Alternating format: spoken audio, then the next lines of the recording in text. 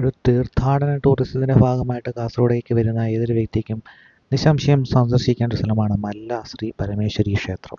ക്ഷേത്രത്തിലേക്ക് പോകുന്ന വഴികൾ തന്നെ എല്ലാം ഗ്രാമാന്തരീക്ഷത്തിൽ കൂടിയാണ്. ബോവിക്കാനം എന്ന സ്ഥലത്ത് നിന്ന് 3 കിലോമീറ്റർ അകലെയാണ് മല്ല എന്ന് പറയുന്ന സ്ഥലം സ്ഥിതി ചെയ്യുന്നത്. മല്ലത്തിലേക്ക് നമ്മൾ എത്തുമ്പോൾ അവിടെ കാണാം ഒരുപാട് തീർത്ഥാടകരുടെ വാഹനങ്ങളൊക്കെ ഉണ്ട്.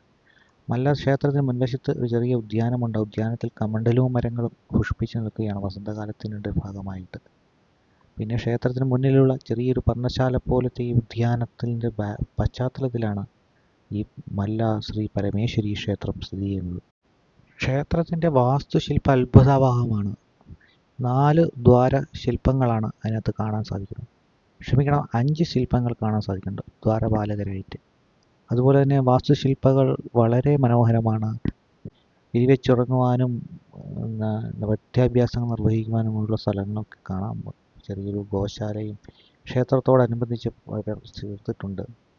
അതുപോലെ നമുക്ക് കാണാനായിട്ട് സാധിക്കുന്നത് അതിൻ്റെ ശ്രീകോവിലിനുള്ളിൽ ദിവസേന 3 പൂജകളെങ്കിലും നടക്കുന്നുണ്ട്. ഭക്തർ 3 പൂജകളും പങ്കെടുക്കുവാനുള്ള സാഹചര്യവും അതോടൊപ്പം തന്നെ അന്നപ്രസാദവും ഊട്ടിക്കൊണ്ടാണ് ക്ഷേത്രം നമ്മളെ യാത്രയാക്കാറ്.